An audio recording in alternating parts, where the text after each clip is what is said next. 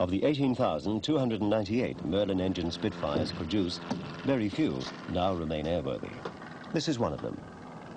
Its hours are carefully husbanded, and only a very select band of pilots allowed the privilege of flying it. Before takeoff, the pilot checks the aircraft visually.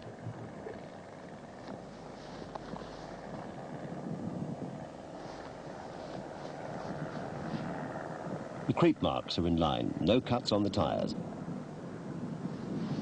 The four-bladed propeller has no nicks or fluid leaks.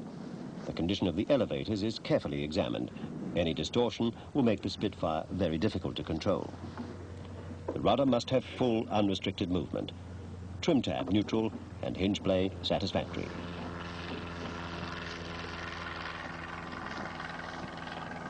The radio hatch is secure. The aircraft appears to be airworthy. The pilot climbs into the cockpit. It is narrow, and pilots really require the assistance of a fitter to sort out the standard RAF harness. The seats adjusted to give maximum visibility and clearance for the hood, should it have to be jettisoned. The parachute harness is snapped into the quick release box. As in wartime fighters, the pilot sits on the parachute pack, which forms an exceedingly unyielding cushion.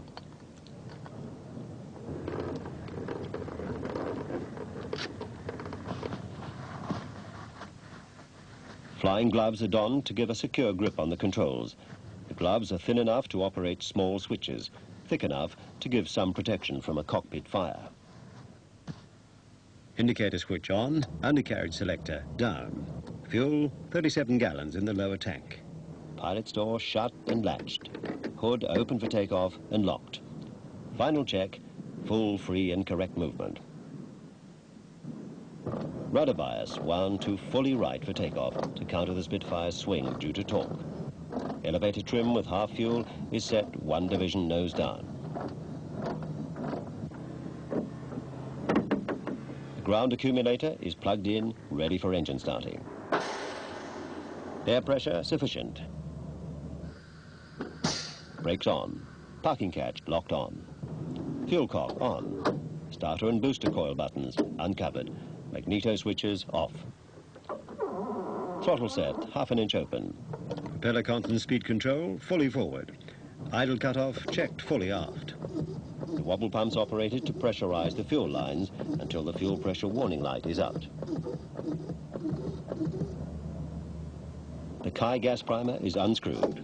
On a cold day, up to 7 strokes are needed. The 2 ignition switches are switched on. Contact.